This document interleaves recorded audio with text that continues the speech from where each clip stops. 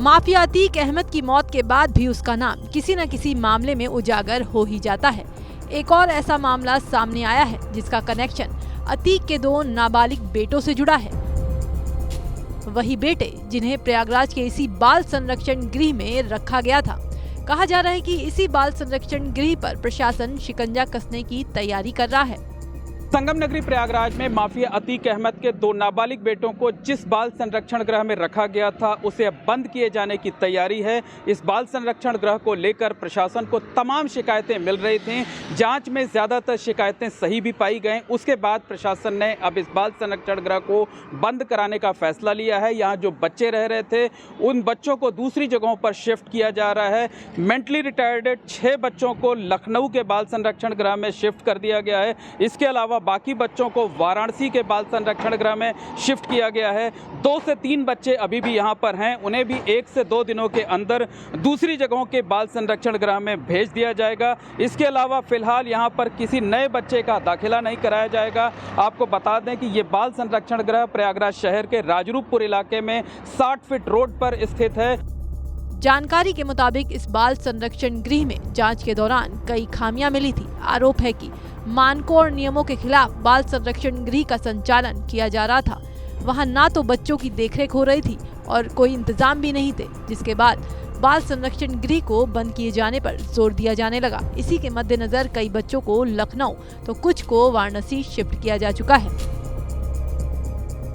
पिछले साल प्रयागराज में उमेश पाल और 2 सरकारी गनर शूट आउट केस के बाद माफिया अतीक अहमद के 2 नाबालिग बेटे 4 मार्च को अपने घर के पास लावारिस हालत में घूमते हुए पाए गए थे। उसके बाद से उन बच्चों को यहाँ पर रखा गया था। तकरीबन 221 दिनों तक माफिया अतीक अहमद के दोनों बेटे यहाँ पर थे। इन बच्चों को 9 अक्टूबर को उनकी बुआ की कस्टडी में सौंप दिया गया था। सूत्रों की माने तो इस बाल संरक्षण गृह को लेकर प्रशासन को लगातार शिकायतें मिल रही थी। वित्तीय अनियमितताओं की शिकायत थी। इसके साथ साथ बच्चों के साथ सही व्यवहार नहीं किए जाने की शिकायत थी। एक बार आरोप यह है कि एक बार यहाँ से अवैध तरीके से एक मोबाइल फ़ोन बरामद हुआ था। एक बच्चे ने खुदकुशी की भी कोशिश की थी। तो तमाम शिकायतें मिल रही थी। एक निजी संस्था द्वारा ये बाल संरक्षण गृह संचालित किया जा रहा था। जगवंती देवी ग्रामीण विकास समिति के द्वारा ये बाल संरक्षण गृह संचालित किया जा रहा था। तो लगातार जो शिकायतें मिल रही थी उसके आधार पर प्रशासन की तरफ से ये कार्रवाई की गई है। फिलहाल अभी तक बाल संरक्षण गृह को बंद करने का कोई आधिकारिक आदेश जारी नहीं हुआ है, लेकिन उम्मीद है कि सारे बच्चे शिफ्ट करने के बाद इसके गेट पर ताला लग जाएगा। हालांकि संस्था से जुड़े संचालक इसके बंद होने की बातों को नकार रहे हैं। उनके मुताबिक अभी सिर्फ बच्चों को शिफ्ट करने का ही आदेश प्रशासन की तरफ से आया है। नहीं, ऐसा तो कोई आदेश अभी हमें नहीं प्राप्त हुआ है।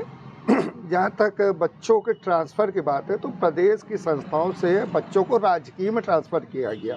हमारे यहाँ कुछ मेंटल बच्चे थे, मानसिक बच्चे थे, उनको लखनऊ के संस्था में, जो कुछ पुराने बच्चे थे उनको राजकीय बाल गृह वाराणसी में। तो प्रदेश स्तर पर ये निर्देश आए हैं कि हर संस्थाओं से बच्चों को स्थानांतरित किया गया है। बंद होने की कोई ऐसी खबर नहीं है, न कोई हमें आदेश प्राप्त हुआ है। आपकी क्षमता कितनी थी, कितने बच्चे थे मौजूदा समय में? 50 बच्चों की क्षमता थी। वर्तमान समय में 18 बच्चे थे। अभी कितने बच्चे बचे हैं? इस समय हमारे यहाँ 4 बच्चे बचे हुए।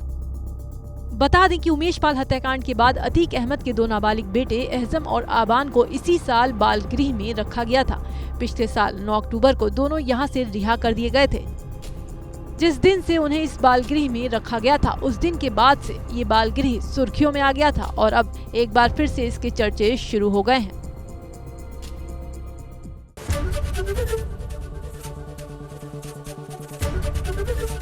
एबीपी गंगा, खबर आपकी, जुबान आपकी।